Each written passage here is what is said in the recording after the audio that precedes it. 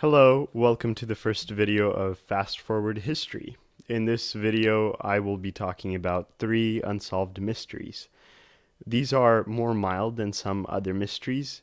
They are less graphic in description, and these in particular have no direct murder link to them, meaning that the mystery isn't a murder.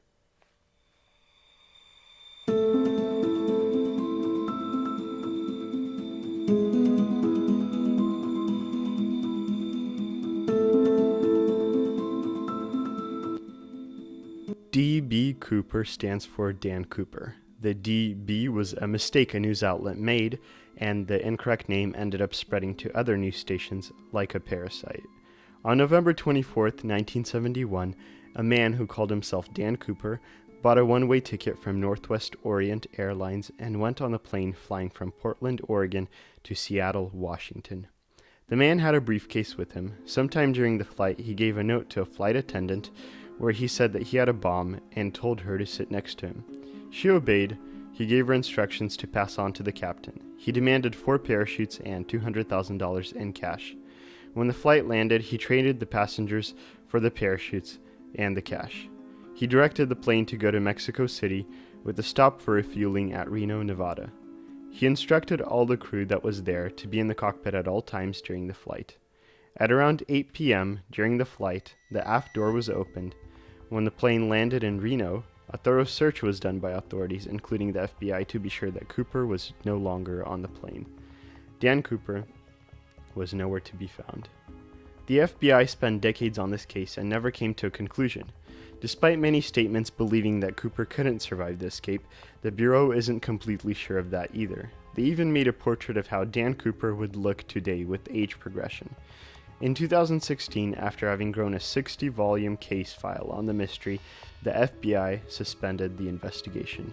To this day, D.B. Cooper and his escape are an unsolved mystery.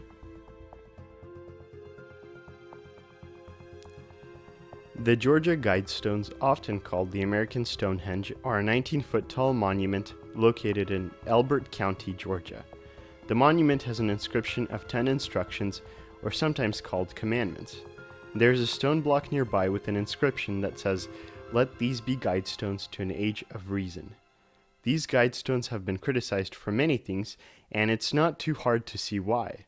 The very first instruction on the guidestones says, "Maintain humanity under 500 million in perpetual balance with nature." The story we know about how they came to be has to do with a man named Robert C. Christian, although that's his pseudonym and nobody really knows his real name. He belonged to a secret organization and claimed that the Guidestones were in planning for 20 years. He pitched the idea to a company, paid a lot of money for it, and after the Guidestones were completed, he sold the monument to the county.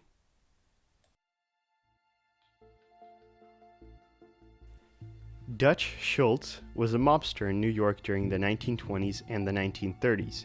He made most of his money from bootlegging and illegal betting practices. As he grew in power, he became the target of many law enforcement officials. In the 1930s, Schultz constantly had an attorney targeting him for tax evasion. At the time, it was pretty popular to put gangsters and mafia members in jail for tax evasion. Al Capone would be a great example of that. At some point, Schultz grew tired of the attorney, Thomas Dewey, who was chasing after him.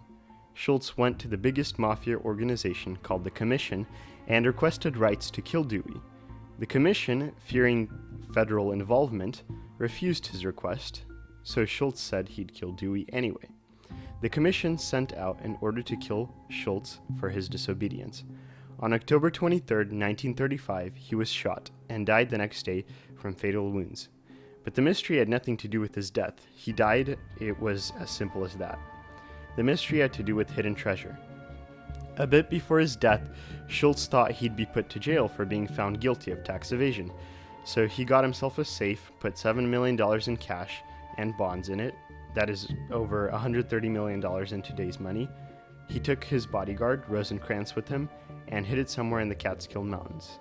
Oh, and Rosencrantz died with Schultz. So nobody really knows where the treasure is.